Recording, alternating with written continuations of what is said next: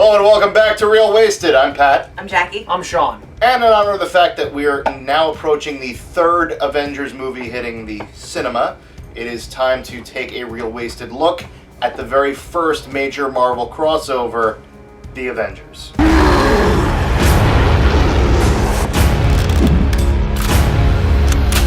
First game is, Avengers?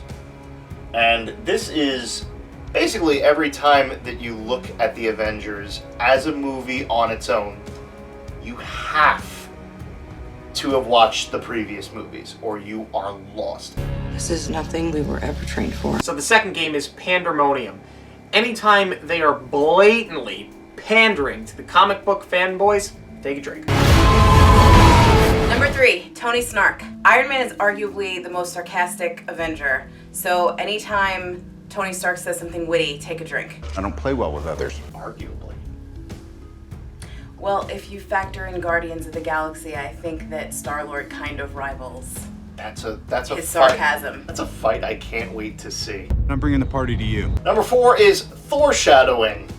Anytime it is clearly building up to a future movie, then you take a drink. Number 5 is super awkward. It's a superhero movie. You see it a lot. Anytime anything is really awkward for comedic purposes, you drink. And finally, and this is kind of special here, finish your drink when you realize that this is the 7th or 8th movie in the past 6 years where the climax takes place around a portal to the sky, a giant blue laser beam shooting a portal into the sky.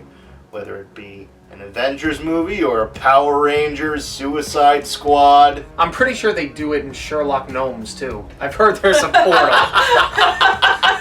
There was rumored to be one in the original script for 50 Shades Freed.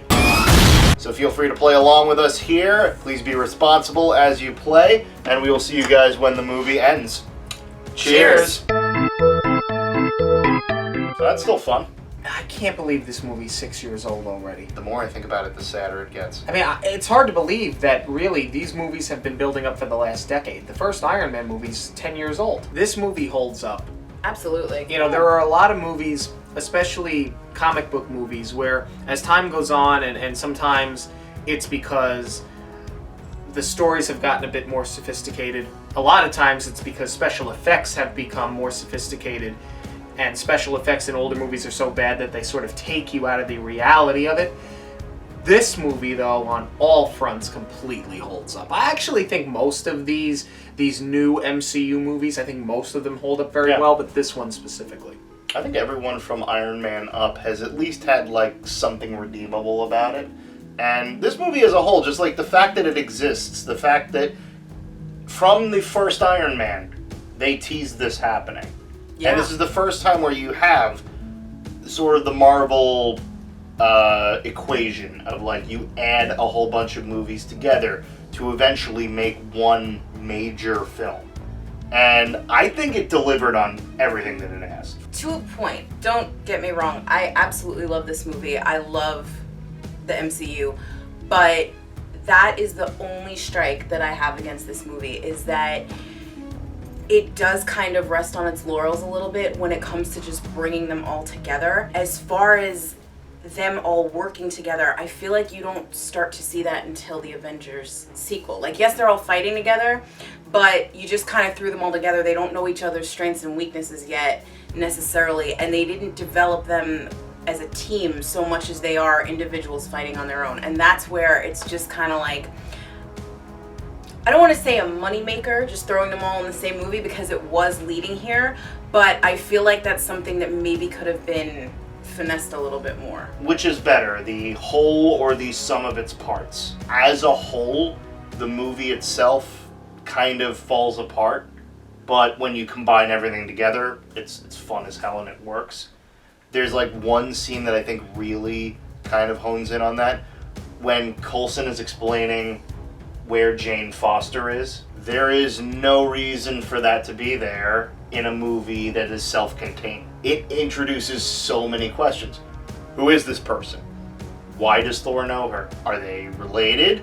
Are they boyfriend and girlfriend? Are Why they does he married? care? Like, it adds a whole bunch of different questions. And that's just a 2-minute scene. I guess I'm the only one where this really didn't bother me so much. I think because the build-up to this film was so commercialized and there was so much attention on it. And the movies leading up to this, these backstory films, Thor, Captain America, Iron Man, The Incredible Hulk, they were such, well, not so much the Hulk, but they were so commercially successful that I feel like most people, if not everybody, going into this film had to have seen, if not all of them, at least most of the other movies. You know, I just feel like it's a waste of screen time. I mean, the movie's long enough as is. It's a 2.5-hour movie.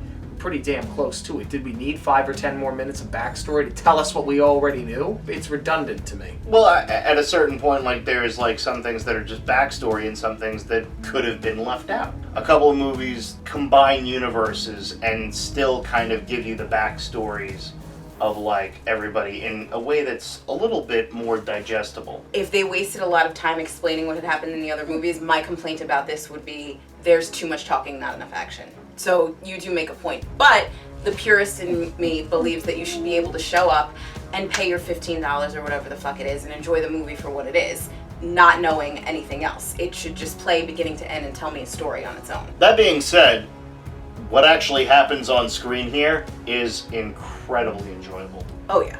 Even now, like, even looking like further ahead into the movies that they've made since then, this on its own, like in the Marvel universe, is fun. There were a lot of cool scenes, like when Thor and Iron Man start feeling each other out and they end up fighting each other in the woods. And what you learn really early on is that none of these guys is stronger than the other. Does Thor know that Captain America's shield can stop his hammer, or is he flat out trying to kill that guy? That's a good question. Yeah, that's... Oh, I think he was flat out trying to kill him. Yeah, good for him. He's a good guardian of Asgard. I kind of like that too. I love Thor, but I like that he had to be humbled in this movie. And I think that actually that speaks to Thor as a character and the way that they've handled Thor.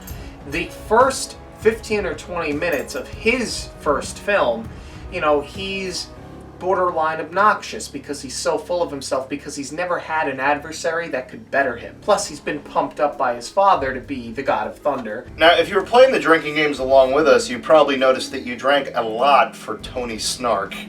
Probably the most. Because, oh my god. So many good one-liners.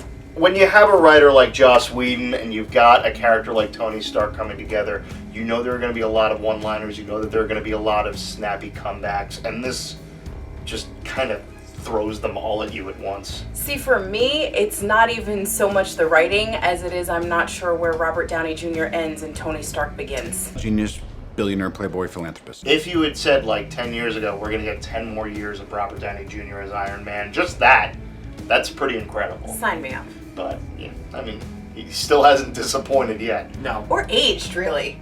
Yeah. He still looks great. Nice call. What else you got? You know, we drank 47 times in this movie, which for us doesn't seem like a lot. But what needs to be understood is we didn't watch this movie because we were looking to kill it. Yeah. We love this movie. It's just that these were the games where you kind of can drink with it. That was the one that lent itself to it the most.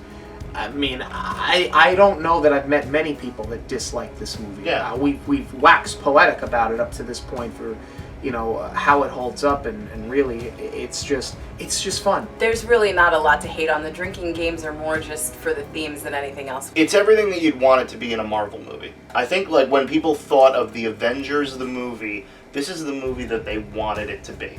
Even if you're looking at it from the game's perspective, the stuff that we wanted to have on here, we knew were going to happen. Stuff that's just for comic book fans. You knew there were going to be a ton of Easter eggs. Tony Stark acting like a total dick. You knew that was going to happen. You knew they were going to build to a bigger universe. You knew that they were going to have the comic book superhero like awkwardness of some things. If you were watching a movie in the 2010s, you knew there was going to be a goddamn portal in the sky. So, I'm sorry, that's a pet peeve of mine that's probably never going away.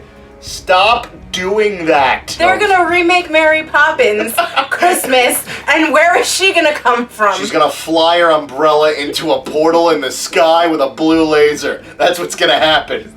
Avengers 3 will be coming out. I guarantee you all of these games will apply as well. Absolutely. Especially the portal. This might be Tony Stark's last hurrah, so we'll see what happens from there. It is. Yeah, I'm calling it now. That's actually, comment below with who you think is going to die. They're going to kill off a major character. It's already been stated that that is what's going to happen in this movie. So comment below with your thoughts on who they're going to axe. Hashtag Stark goes dark. I'm telling Oh, you. I'm telling you. Come on! You saved that for the end. I think it's the Cap. Chris Evans supposedly has taken up tap dancing, so he's clearly got a lot of free time on his hands. So if you guys have suggestions for future episodes of Real Wasted, please hit us up. You can hit us up all on Twitter. And until next time, remember, I'm Pat. I'm Jackie. I'm Sean. Cheers.